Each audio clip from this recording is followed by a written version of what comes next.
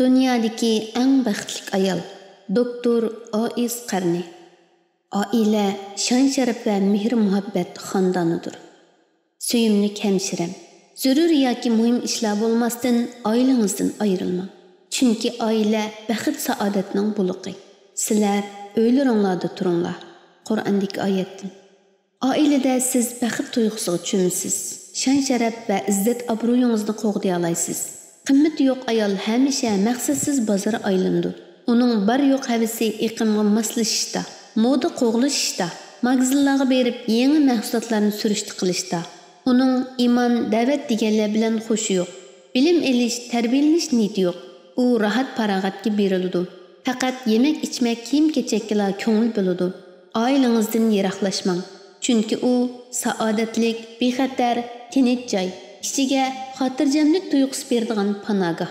Oilangizni mehr-shafqat, sexiylik, oq ko'ngillikning buluqiga aylantiring. Dardlaringizni yaxshi so'z va fikr takliflari bilan sizga yordam bera oladigan ashu odamlardan boshqa to'kmang. Mo'min nima degan baxtli-a? Uning hamma ishida yaxshilik bor. Quruq parangga vaqtingiz yo'q. Mengu yuz bermaydigan ishlarni datalash, bas munozara qilish kishini g'am, andisha va ovorchilikqa duchor qiladi.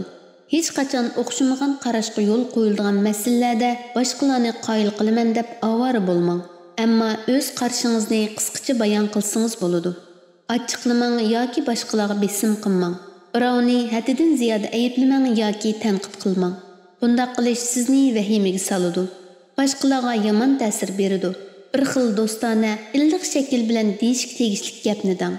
Shundala boshqalarning qo'llashiga erisha olasiz ham ularni ilhomlantira olasiz. Yana kelib gumon va andisha, g'ayvat qilishni va boshqalarni haqorat qilishni keltirib chiqaradi. Bu xil qilmish amal ibodatning savobini kamaytirib etadi. Gunoh yuklaydi. Xotirjamlikni buzadi. Shunglashqa diqqatni markazlashtirib o'z savalligingizni tuziting. Boshqalarning xatoligiga esilib olmang. Alloh bizni mukammal, kam kuchsiz yaratgani yo'q. Biz hamon xatolik o'tkazamiz. Ashu butun vujudi bilan o'z xatoligini tuzab, boshqalarning xatoligini ko'chilmaydigan kishilarga xush bishorat bo'lsin. Mubodo bir bola egizdan yiqilib tushsa, uning onasining oldi bilan qilishga tegishli ishi ko'ngil qo'yib, yari egizni bir taraf qilishdir. Hargizmi yig'lab vaqtni isrof qilish emas.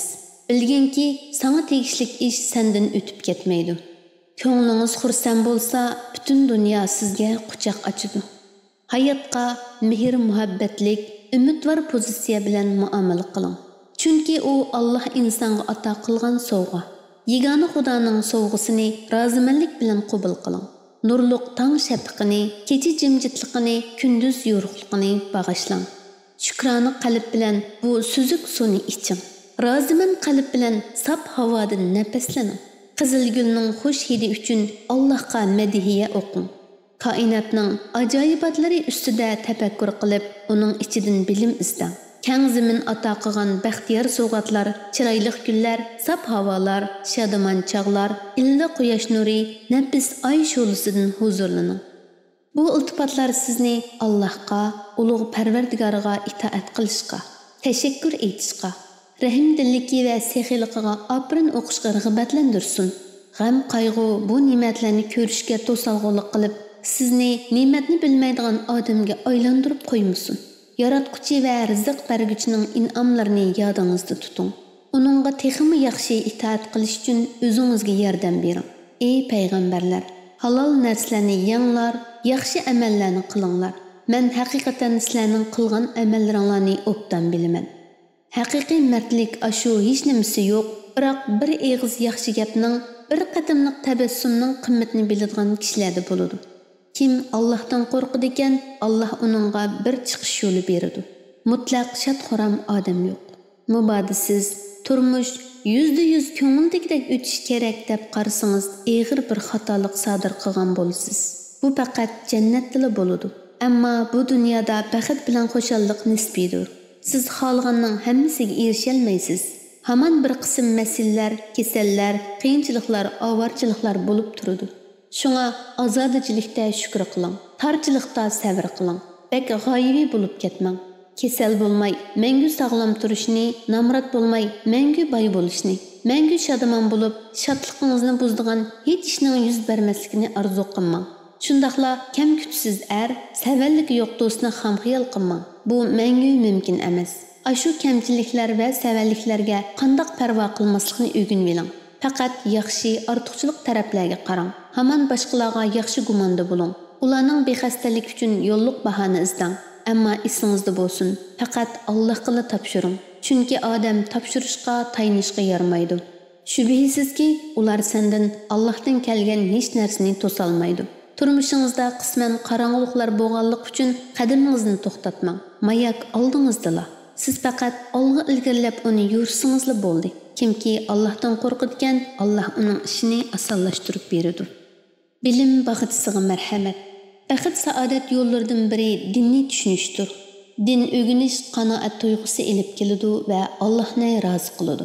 Xuddi payg'ambar sallallohu alayhi va sallam aytgandek, Alloh kimga yaxshilikni iroda qilsa, uni dinda olim qiladi.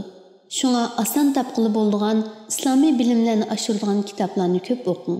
Masalan, Yaxshilar bag'risi, Musulmonlarning yo'li, qisqacha islom tarixi, Qur'on tafsiri va boshqa foydali kitoblar. Esingizda bo'lsin, eng yaxshi ish Qur'on va hadisdan o'rganib, Alloh va payg'ambarning buyurganlarini tanishtir. Hadis sing'illaringiz bilan ko'proq Qur'on o'qing. Imkoniyatingizning boricha anglang va amal qiling. Chunki shariatni bilmaslik ko'ngil qarliq va g'am andishini keltirib chiqaradi. Garchi kichik bo'lsa-mu, foydali kitoblar va plastinkalarga to'lgan bir oila kutubxonangiz bo'lsin.